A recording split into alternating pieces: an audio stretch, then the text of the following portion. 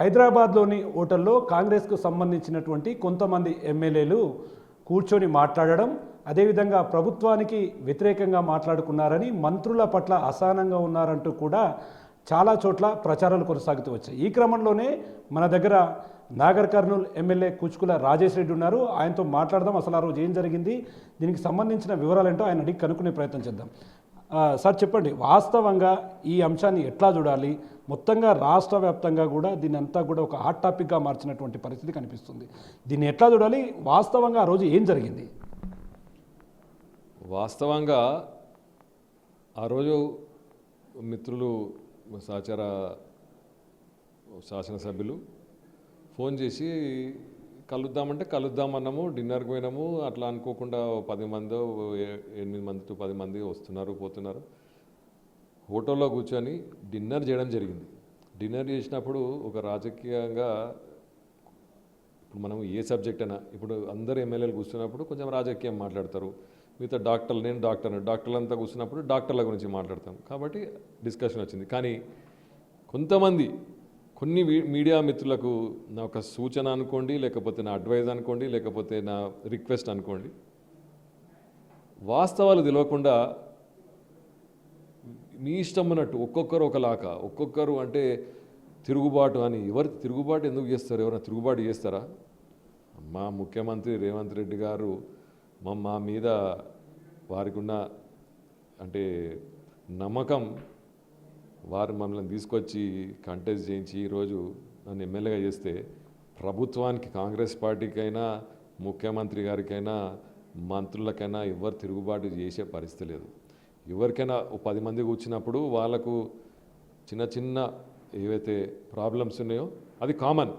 ఇద్దరు కలిసినా మాట్లాడుకుంటారు, 4 కలిసినా మాట్లాడుకుంటారు, 10 మంది కలిసినా మాట్లాడుకుంటారు. దాన్ని వక్రీకరించి ఏదో వాళ్ళు తిరుగుబాటు అని, ఒకరు ఇదని, ఒకరు అదని. అసలుకు నేను అడిగి ఒక మిత్రుడు ఎప్పుడైనా ఏ అసెంబ్లీ టైంలో కానీ లేకపోతే అందరైనా కలిసినప్పుడు 3-4 ఎమ్మెల్యేలము సహజంగా కలుస్తూనే ఉంటాం తిన్నారు.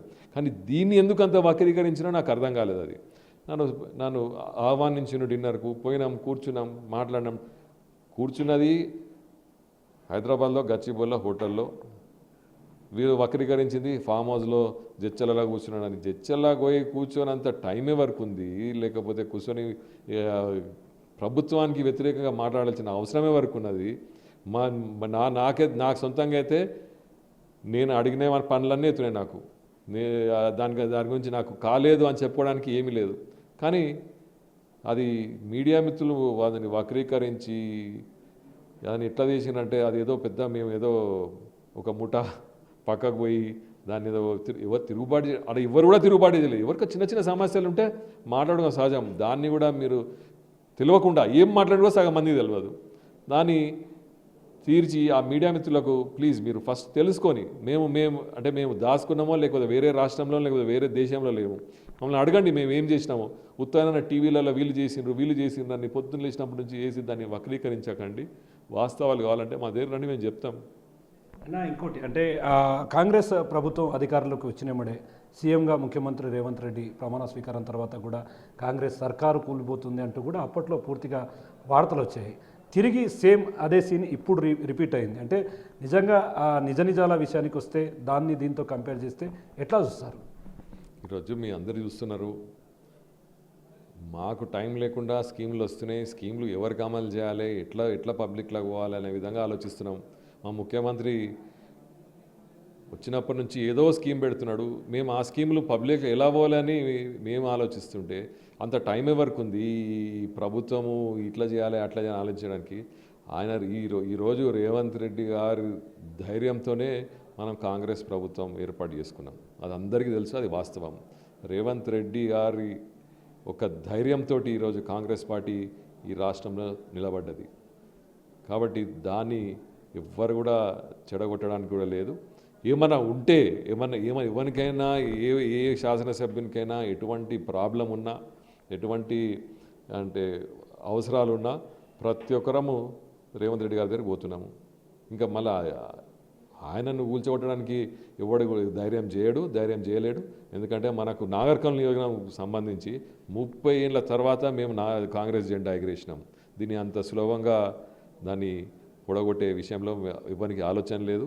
ప్లస్ రాష్ట్రంలో కూడా 10 ఏళ్ళ తర్వాత మనకు కాంగ్రెస్ ప్రభుత్వం వచ్చింది. దానికి కష్టపడ్డ దానికి ఏకైక వ్యక్తి ప్రభుత్వాన్ని తేయడానికి రేవంత్ రెడ్డి గారు. కాబట్టి ఇటువంటివి అన్ని ఊహాగానాలు. వాళ్ళకి సంబంధించిన మీడియాలో, పింక్ మీడియాలో ఫస్ట్ ఈ యొక్క డిన్నర్ గురించి రాయడం జరిగింది. అంటే నేను అడుగుతున్న వాళ్ళను, మీరు మీడియాలో పెద్ద గొప్ప గొప్ప మాటలు మాట్లాడతారు, మరి వాస్తవాలు తెలుసుకోకుండా ఎందుకు రాయడం జరిగింది?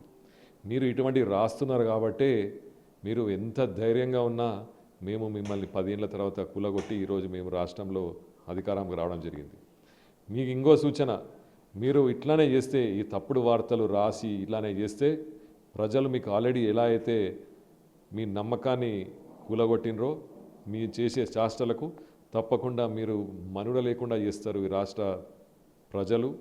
కాబట్టి మీరు మీ మీడియాని ముందుగా సరిదిద్దుకోవాలని కోరుకుంటూ, ఎప్పుడు కూడా మీడియా అంటే ఏంది, ది ట్రూత్. ఈ ట్రూత్ను మీరు దాచిపెట్టి అవాస్తవాలు మీరు ప్రజల్లోకి తీసుకెళ్ళినా ప్రజలకు తెలుసు ఎవరు ఏం చేస్తున్నారో. కాబట్టి మీకు మరొకసారి ఇప్పటికే 3-4 సార్లు మీకు సూచనలు ఇస్తూనే ఉన్నాను. మీరు ఆ సూచన మేరకు ఈ తప్పుడు వార్తలు రాయకండి. చూస్తున్నా మొత్తంగా అట్లాంటిది ఏం లేదంటూ ఖచ్చితంగా అక్కడికి వెళ్ళింది ఒక డిన్నర్ చేయడానికి మాత్రమే. ఎక్కడైనా సరే డిన్నర్ చేయడానికి సహజంగా ఎమ్మెల్యేలు కలవడం సహజం. అట్లాంటి వార్తను తప్పుడుగా రాస్తూ పూర్తి స్థాయిలో ప్రభుత్వంపై దుమ్మెత్తి పోసే ప్రచారం చేయడం ఎంతవరకు సమంజసం అంటున్నారు. కాంగ్రెస్ ప్రభుత్వానికి నమ్మకంగా ముఖ్యమంత్రి రేవంత్ రెడ్డిపై విశ్వాసంతో తామంతా ఉన్నామని కావాలనే కొందరు కక్షగట్టి ఈ విధమైనటువంటి వార్తలు చేస్తూ ప్రభుత్వంపై విమర్శలు చేస్తున్నారంటూ కూడా నాగర్ కర్నూలు ఎమ్మెల్యే కూచుకుల రాజేష్ రెడ్డి చెప్తున్నటువంటి పరిస్థితి కనిపిస్తుంది. ఇది ఓవరాల్గా update. Camera person Nageshwar Shankar Goud, Big TV, Nagar Kurnool నుండి.